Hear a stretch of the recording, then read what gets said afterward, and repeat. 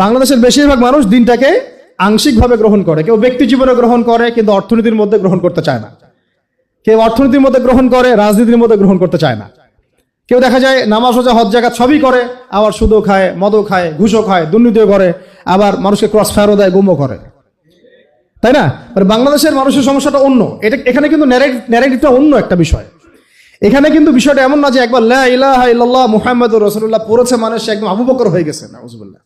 ব্যাপারটা কিন্তু এমন না। এখানে বহু মানুষ লা ইলাহা ইল্লাল্লাহ মুহাম্মাদুর রাসূলুল্লাহ পড়ার পরেও আব্দুল্লাহ বিন উবাইয়ের অনুসারী হয়ে বসে আছে। বুঝাতে পারছি কথা? তা আমাদের দেশের প্রেক্ষাপটটা আবার কিন্তু ভিন্ন। এটা কিন্তু সিরিয়া না, এটা কিন্তু আপনার প্যালেস্টাইন না, এটা কিন্তু আফগান না যে আপনি এখানে একজন কালিমা পড়া মুসলিমকে চোখ বন্ধ করে বলতে পারেন যে সে ব্যক্তি জান্নাতের সার্টিফিকেট প্রাপ্ত, নাউজুবিল্লাহ। চোখ বন্ধ করে বলতে পারেন সে প্রকৃত মানে বিশুদ্ধ আকীদার অনুসারী, বিশুদ্ধ মানহাজের অনুসারী। চোখ বন্ধ করে আপনি বলতে পারবেন না, যদিও সে ব্যক্তি লা ইলাহা ইল্লাল্লাহ পড়েছে।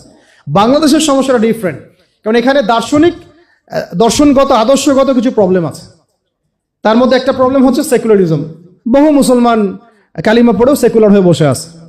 অনেকে মুসলিম নাম হয়ে সাতেম হয়ে বসে আছে, অনেকে মুসলিম নামধারী তারা দেখা যায় সুদখোর হয়ে বসে আছে, অনেকে মুসলিম নামধারী তাগুত হয়ে বসে আছে। কি হয়ে বসে আছে? তাগুত হয়ে বসে আছে।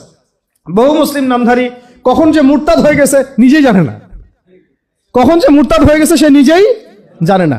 তো বাংলাদেশের এই ন্যারেটিভের সমস্যাটা কিন্তু অন্যরকম। এখানে আপনি কালিমা পড়া কোনো মুসলমানকে চোখ বন্ধ করে বলতে পারতেছেন না যে একেবারে পাক্কা মুসলমান। তাই এখানে আমাদের দাওয়াতটাকে আবার অন্যভাবে পেশ করতে হবে, যে এখানে লা ইলাহা ইল্লাল্লাহ মুহাম্মাদুর রাসূলুল্লাহ এর পরিপূর্ণ এবং বিশুদ্ধ দাওয়াতটাকে আরো বেশি বেগবান করতে হবে।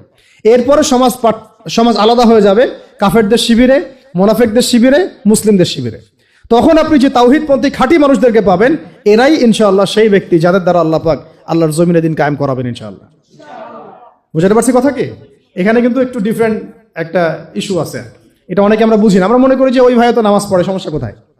ওই ভাই তো দেখি আমার সাথে মিছিল করলো, সমস্যা কোথায়? সমস্যা অন্য জায়গায়। সমস্যা হচ্ছে আকীদাগত সমস্যা, মানহাজগত সমস্যা এবং দিন কায়েমের পদ্ধতি নিয়ে সমস্যা। সমস্যা হচ্ছে ইসলামকে পূর্ণাঙ্গ হিসেবে সে গ্রহণ করছে নাকি আংশিক হিসেবে গ্রহণ করে, এটা নিয়ে সমস্যা। সমস্যা হচ্ছে সে কি মুসলিম হয়েও সেকুলার, মুসলিম হয়েও ডেমোক্রেটিক, মুসলিম হয়ে কি কমিউনিস্ট, মুসলিম হয়ে কি ন্যাশনালিস্ট, এগুলো নিয়ে সমস্যা। তা আমাদেরকে একদম পাক্কা মুসলমান হইতে হবে আগে। মানে আমাদের সামনে আছে আল কোরআন, আমাদের সামনে আছে নবীর সুন্নাহ, আমাদের সামনে আছে রাসূলুল্লাহ সাল্লাল্লাহু আলাইহি ওয়াসাল্লামের সিরাত এবং সাহাবীদের উসওয়া এবং মানহাজ। এর বাইরে আমরা কিছু নিচ্ছি না ইনশাআল্লাহ।